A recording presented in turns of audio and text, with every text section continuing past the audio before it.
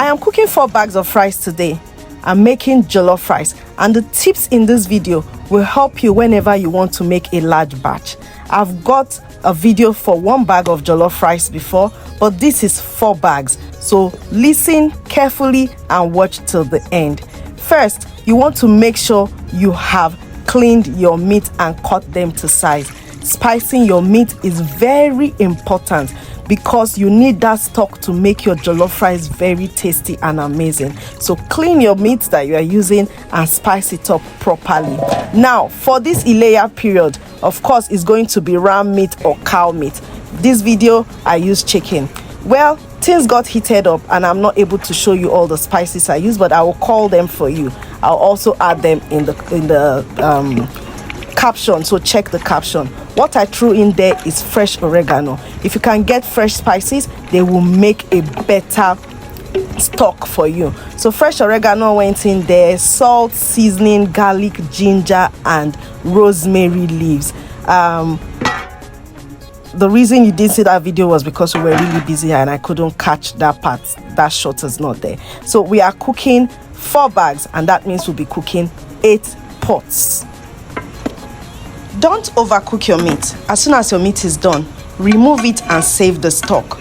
There is a tendency for your stock to get sour, especially when you are cooking bulk, because you get to cook the meat first. And usually bulk cooking as much as 4 bags of rice, you are cooking till the next morning. So my advice is for you to keep heating up your stock. You can look for another place and just put it under very low simmer. Just keep heating it up so that it doesn't sour. So that's why you might find out that some people's rice, the first batch is better than the ones that come later because the stock may have been sour. So keep warming it up. Another thing that is very important is the ratio of your peppers to your onions to your bell peppers and tomatoes. I always advise that you use more of bell peppers to your tomatoes.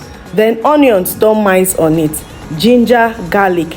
But because of time, or because it was heated up, we were working, I couldn't show all the process of blending and all of that. But this is the tomatoes, pepper already blended, and we are boiling.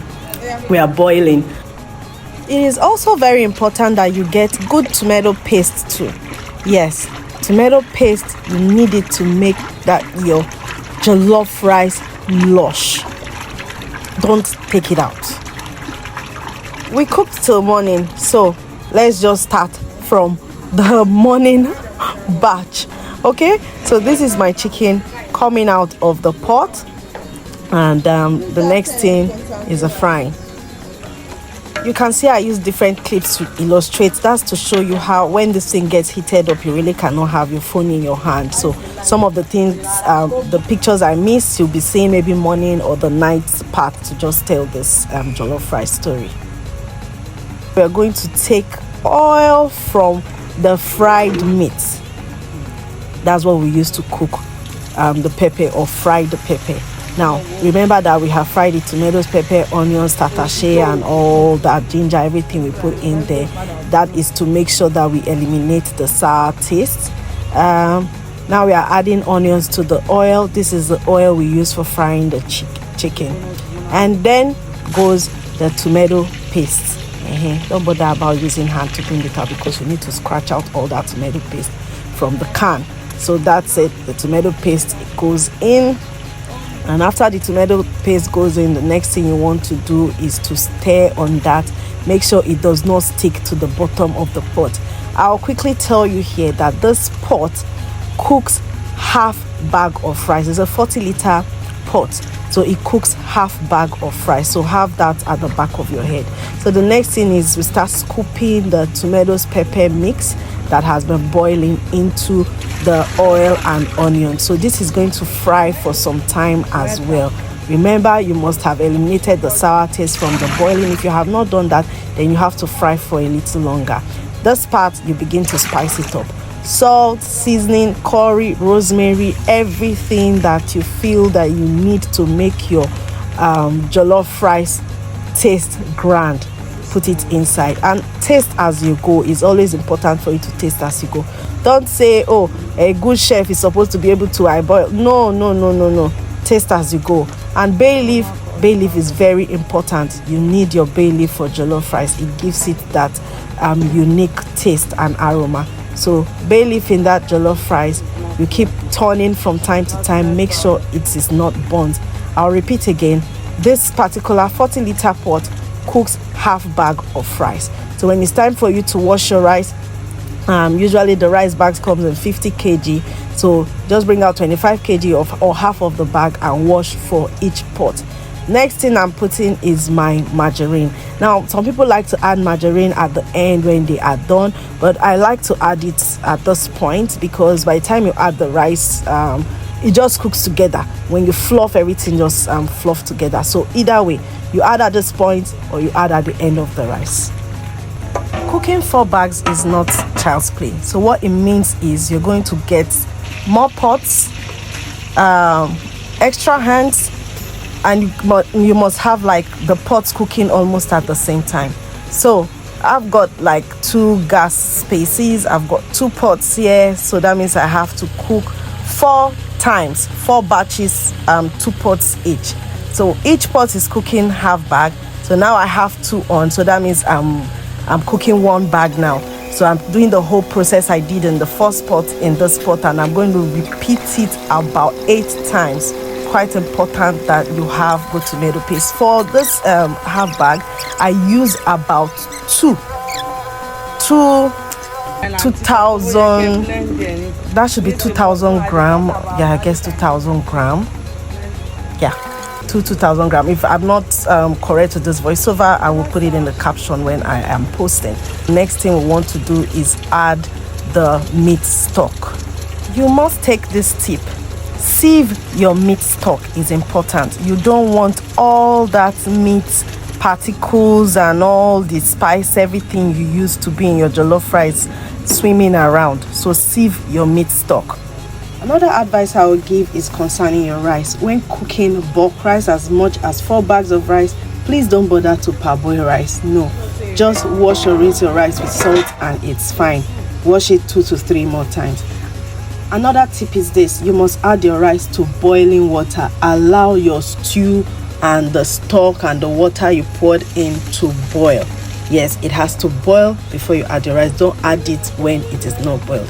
Now, as you are adding your rice, please be careful. Make sure you add it on the stick. Don't add the rice directly because it will splash on your body. So that's why you see them put the stick and the rice goes on the stick. Yeah, so it goes on the stick and slides down to the pot. So as it slides down, you take your time to stir on it so that it's not cooking and sticking under when you are still adding all the rice. Remember, you are adding half bag of rice to this 40 liters pot. Okay, so that is another very good tip. You don't want kitchen injuries. When your rice is cooked, you can go ahead to garnish with anything you have: onions, green peas, carrots, whatever you want to garnish your rice with. If you want to go plain, you can go plain. Remember, we are cooking 2 pots consecutively, so any of the shots I find, I just add it for you. So this is me adding water to this other pot after adding stock. So you must add water enough to cook half bag of rice. Bring it to a boil before you add your rice. So time to fluff this one. Sometimes in between the cooking, just before your final fluff, you might need to use your stick to raise the rice because it might be cooking under, there'll be liquid on top. So you need to raise that rice to come up so that the liquid goes down and the rice absorbs everything. Yes, this is important to do. So in case you don't know, some people say, oh, don't turn it. Yes, you're not supposed to be stirring on it or turning on it, but this is just before the final fluff. Now, if you have that liquid on top, you need to just raise the rice from the under. This is a very big pot, so it needs help sometimes to cook properly because this pot is big. For liquid smoke, for those who use liquid smoke for the smoky jollof rice, I always don't like it when I eat jollof rice and that liquid smoke just hits my face. Always apply sparingly. if you need to use. And yes, it's safe. It's just made from vinegar, molasses, and of course sometimes hickory smoke. Okay, so just sparingly so that the whole rice is not smelling like smoke. So that batch is ready. You continue with the next batch.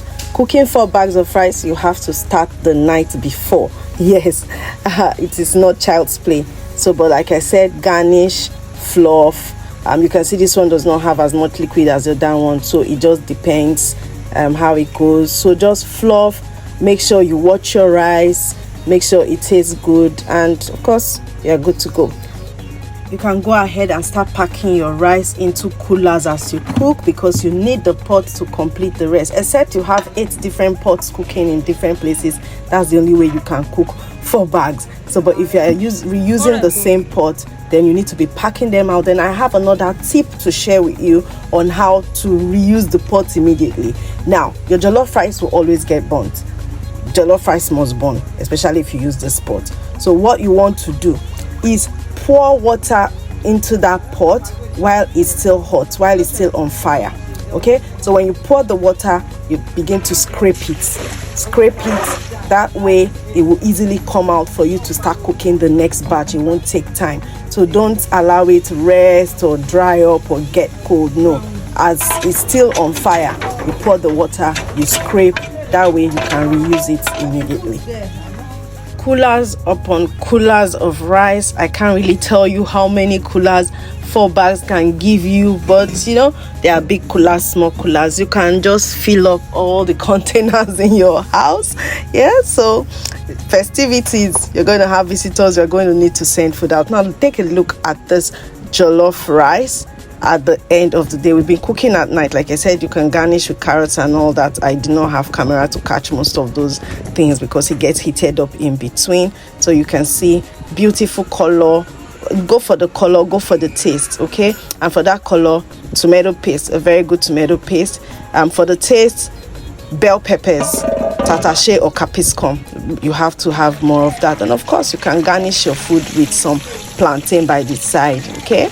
All right, so that's it for our 4 bags of rice episode today. Happy holiday to every one of you.